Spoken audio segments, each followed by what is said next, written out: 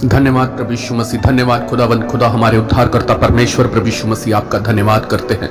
धन्यवाद खुदावंद खुदा हमारे सामर्थी परमेश्वर, अनुग्रहकारी परमेश्वर, आपका धन्यवाद करते हैं खुदावंद खुदा, आपके अनुग्रह के लिए, आपकी दया के लिए खुदावंद जो हमारे ऊपर है खुदावंद खुदा, आपकी फेवर के लिए आपका धन्यवाद करते हैं प्रभु यीशु मसीह। एक खुदावंद आपका धन्यवाद करते हैं प्रभु यीशु मसीह, आज के समय के लिए, आज के दिन के लिए खुदावंद जो आपने ठहराया खुदावंद अपने वचन के साथ, पाक पवित्र वचन के साथ। एक खुदावंद आज का वचन सचमुच हमें बदलने जा रहा है। आज का वचन आप सब भाई बहनों को चेंज करे प्रभु यीशु मसीह के सामर्थ्य नाम में, हम सबको चेंज करे प्रभु यीशु।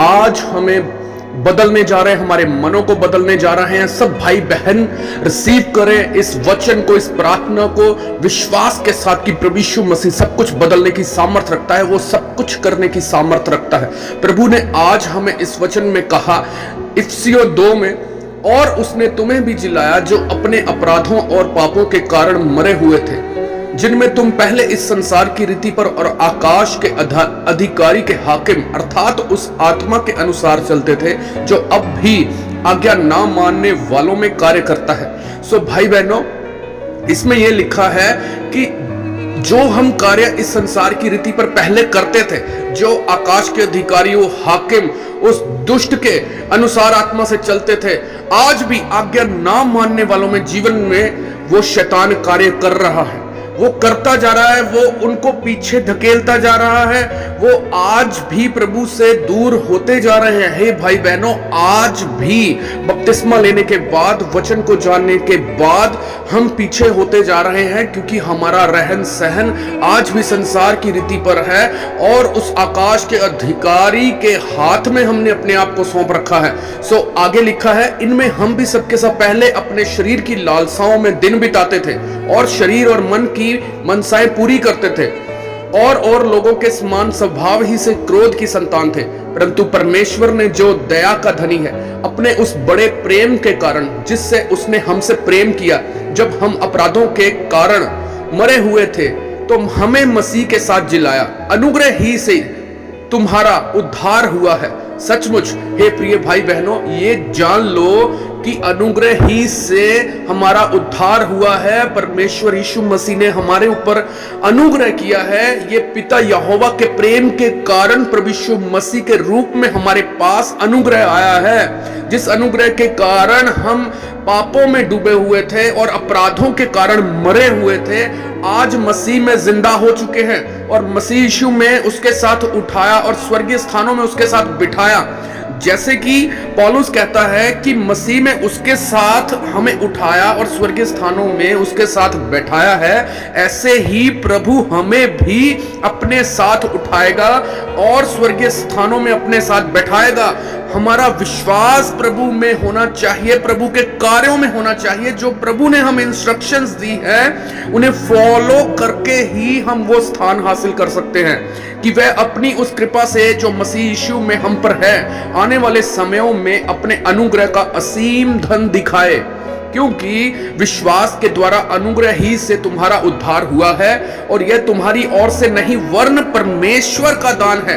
सो प्रिय भाई बहनों, आज हम इस वचन के द्वारा जान चुके हैं कि परमेश्वर के द्वारा ही हमें ये अनुग्रह का दान मिला है, ये उद्धार का दान मिला है कि प्रभु यीशु मसीह का नाम हमारे जीवनों में है, और ना कर्मों के कारण ऐसा ना हो कि कोई घमंड करे। परमेश्वर कहता है कि ये कर्मों के कारण नहीं, ताकि कोई भी घमंड ना कर सके। ये सिर्फ और सिर्फ परमेश्वर का दान है, क्योंकि हम उसके बनाए हुए हैं और मसीह यीशु में उन भले कामों के लिए सृजे गए हैं। सो हमारे भाई बहनों, आज का वचन हमें यह सिखाता है कि उसके द्वारा हम बनाए गए और मसीह यीशु के भले कामों के लिए ही उसने हमें सृजा है।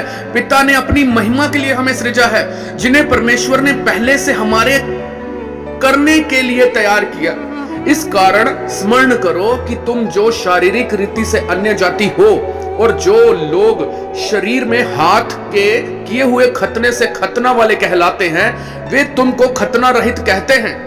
तुम लोग उस समय मसीह से अलग और इज़राइल की प्रजा के पद से अलग किए हुए और प्रतिज्ञा की वाचाओं के भागी ना थे और आशाहीन और जगत में ईश्वर रहित थे।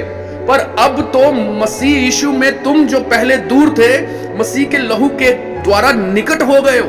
क्योंकि वही हमारा मेल है जिसने दोनों को एक कर लिया और अलग करने वाली दीवार को जो बीच में थी ढा दिया है, और अपने शरीर में बैर अर्थात वह व्यवस्था जिसकी आज्ञाएं विधियों की रीति पर थी मिटा दिया, कि दोनों से अपने में एक नया मनुष्य उत्पन्न करके मेल करा दे, और क्रूस पर बैर को नाश करके इसके द्वारा दानों को एक देह बनाकर परमेश्वर से मिलाए।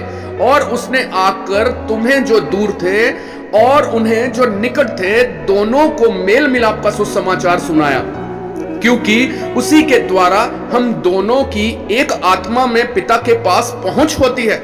इसलिए तुम अब विदेशी और मुसाफिर नहीं रहे, परंतु पवित्र लोगों के संगी, स्वदेशी और परमेश्वर के घराने के हो गए, और प्रेरितों और भविष्यद्वक्ताओं की नेव पर जिसके कोने का पत्थर मसीह यीशु आप ही है बनाए गए हो, जिसमें सारी रचना एक साथ मिलकर प्रभु में एक पवित्र मंदिर बनती जाती है, जिसमें तुम भी आत्मा के द्वारा परमेश्वर का निवास स्थान होने के लिए एक साथ बनाए जाते हो।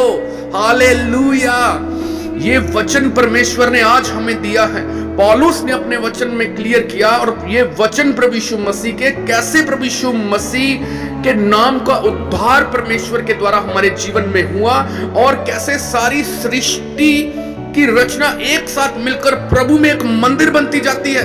ये परमेश्वर ने आज हमें बताया कि आत्मा के द्वारा परमेश्वर का निवास स्थान होने के लिए एक साथ बनाए जाते हैं, जिससे हम एक हो जाते हैं, प्रभु में एक हो जाते हैं, और उसके निवास स्थान में जाके एक साथ बैठेंगे। सो हे प्रिय भाई बहनों, आज हम प्रार्थना करते हैं कि प्रभु हम अपने सारे गलत कामों को, हम वो अपने इरादों को जो इस संसार की रीति के साथ करते थे, आज ही हे सर्वशक्तिमान परमेश्वर, आज प्रभु यीशु मसीह के नाम से वो संसार की रीति पर चलने वाले हम हर एक काम को, अपनी सोच को, मन को बदलते हैं और प्रभु यीशु मसीह के बताए हुए रास्ते पे चलते हैं, ताकि हम जो हमारे ऊपर अनुग्रह आपका हुआ है सर्वशक्तिमान परमेश्वर, वो हमारे जीवन में बढ़ता जाए और हम स्वर्गीय स्थानों में आपके साथ बैठे घूमे फिरे। प्रभु यीशु मसीह के सामर्थ्य नाम में हमारा वो स्थान प्रभु के साथ बैठाए जाने वाला सुरक्षित रहे। प्रभु यीशु मसीह के साथ हम बैठे, खाएं, पिए। प्रभु यीशु मसीह के सामर्थ्य नाम में हम पिता की महिमा में हमेशा पिता के साथ, पिता के घर में रहे। प्रभु यीशु मसीह के सामर्थ्य नाम में आमीन, आमीन। Hallelujah, hallelujah, hallelujah.